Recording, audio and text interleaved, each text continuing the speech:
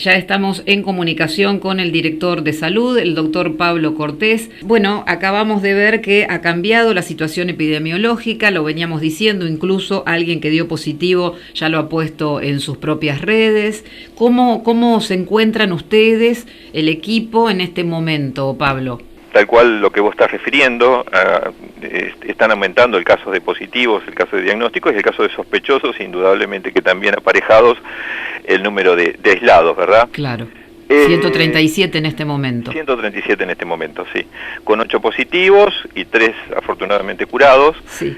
Gente joven toda, en buen estado de salud, pero indudablemente que preocupados, ¿sí? Preocupados por la dimensión que va tomando, por la aparición de casos positivos, que indudablemente refleja la cantidad de positivos que están apareciendo a nivel nacional y provincial. Sí, y Magdalena no está siendo ajeno. Se nos ha suscitado un foco en una unidad penitenciaria, que eso también es motivo de preocupación. Sí. Estos números tampoco reflejan casos positivos que tenemos dentro de la unidad y que no tienen domicilios en Magdalena, por lo tanto el número es mayor a esos 8 positivos que tenemos. A ver, Pablo, perdón, vamos a hacer un pequeño punto ahí para explicar bien.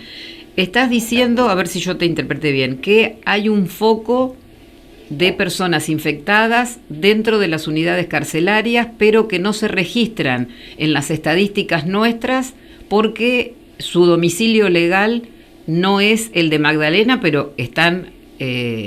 o prestaron servicios acá.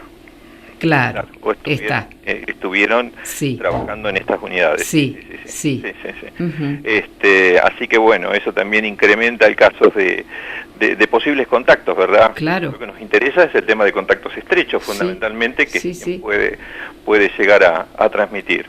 Así que indudablemente que esa es la situación. Uh-huh. A nivel local, bueno, obviamente que el doctor Bagliardi y todo su equipo a nivel hospitalario, también viendo el tema de las condiciones edilicias y las condiciones para el aislamiento de los pacientes que tenemos sospechosos y que van a requerir internación,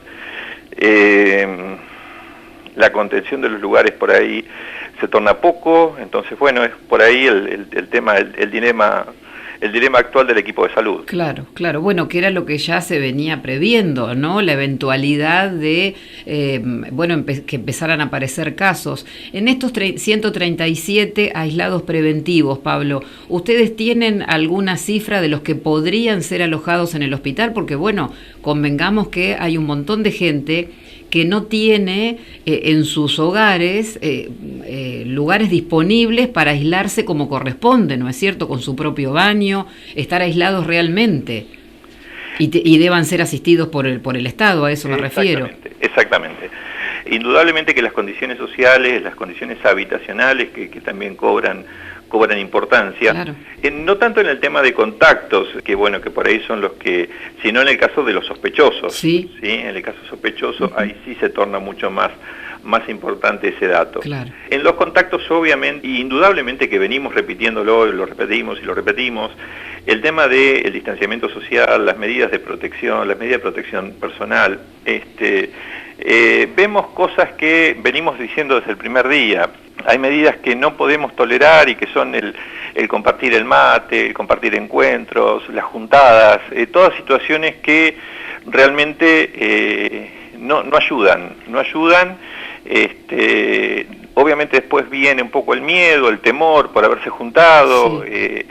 Pero indudablemente que está mucho en la conciencia personal y en la conciencia social que tenemos que tener en estos momentos, ¿sí? Pienso además, Pablo, en esta conciencia individual, cuánto más arduo es el trabajo que están haciendo y deben seguir haciendo el equipo sanitario, en este caso, por ejemplo, para reunir esa red de contactos, las asistentes sociales, ¿no? Porque, bueno, en este miedo a lo mejor de esa persona que está sospechada de COVID-19, a lo mejor no quiere decir, sí, me junté antes de ayer con 5 personas más, ¿no? Va mucho en lo que el paciente revele. Exacto. ¿No? No, vuelvo a repetir lo mismo que dije el otro día, es decir, el trabajo de las chicas es admirable, tanto de su esfuerzo, de su entrega, de su constancia, de su reserva de datos, porque bueno, uno porque un poco le toca estar en trabajo y en contacto directo, pero las chicas, es decir, el trabajo es muy serio, muy responsable, con un manejo muy cauto de la información a la que tienen acceso, que son cosas muy importantes. Y es decir, todo el esfuerzo de todo el equipo de salud, porque claro, bueno, indudablemente que es todo el equipo de salud, sí, sí, pero las chicas de acción social quienes están en contacto, y vos imaginate que para manejar este número de gente aislada y estar en contacto con los sospechosos y bueno, el seguimiento de algún positivo que también teníamos en domicilio, es un trabajo muy arduo y realmente muy valedero de ese reconocimiento, ¿sí? Pablo, ¿cómo en este triage que realiza desde el llamado telefónico al 107 hasta que se decide el equipo médico si esa persona queda aislada en su casa o se la traslada al hospital? ¿Cuál es la diferencia entre entre que ustedes decidan que ese paciente se quede, a ir? A lo mejor es obvia la respuesta, pero... No, está bien, está bien. Sí. Lo que pasa que, a ver, cada caso, como cada cuadro y como cada paciente, hay bien un dicho médico que no hay enfermedades si no hay que ir enfermos. Sí. ¿Sí? Porque cada paciente tiene una connotación muy particular y hay características muy particulares de cada paciente, claro, desde las condiciones sociales, desde las condiciones habitacionales y las condiciones médicas. Indudablemente que aquel paciente que puede presentar algún factor de riesgo o también por una progresión de la enfermedad, en aquel que es joven, que no tiene otro factor de riesgo, puede tolerar o estar con escasos síntomas, pero casos o síntomas que orienten a un caso sospechoso.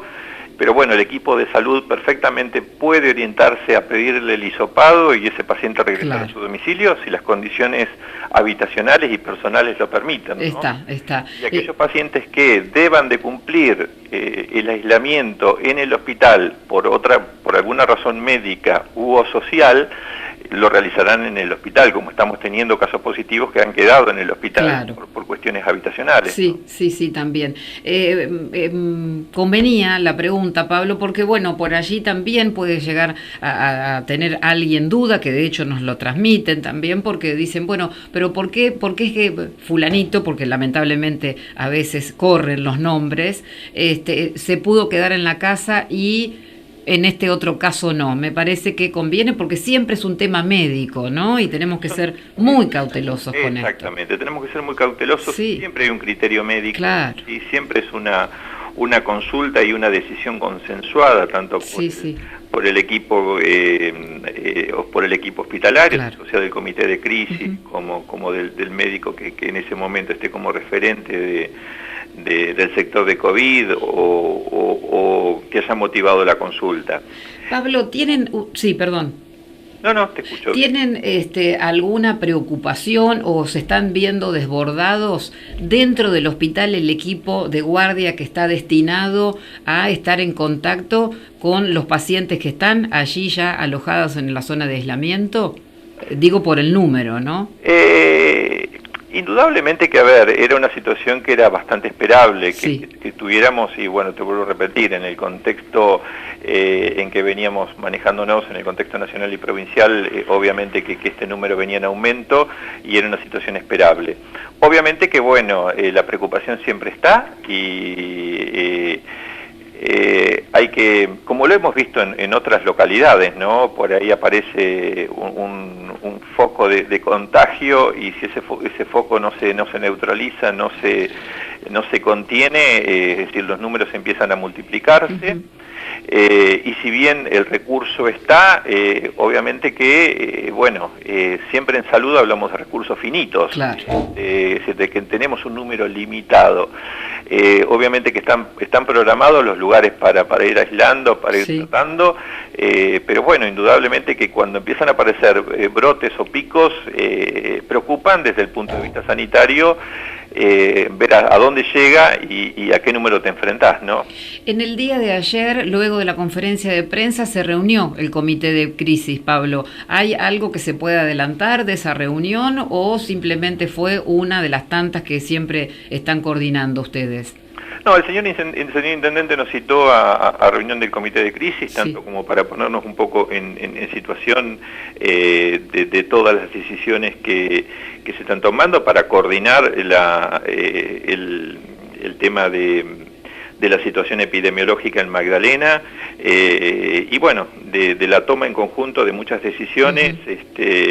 En el comité de crisis están representadas todas las fuerzas vivas o todos los sectores de la comunidad, Sí.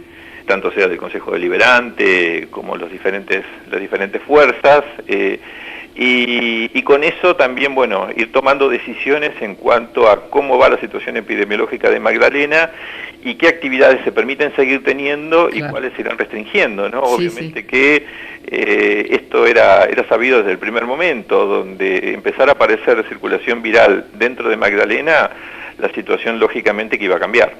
Bueno, y estamos en condiciones ahora sí de decir que ya ahora lamentablemente hay circulación, si bien era esperable, siempre es lamentable que hay circulación comunitaria, Pablo.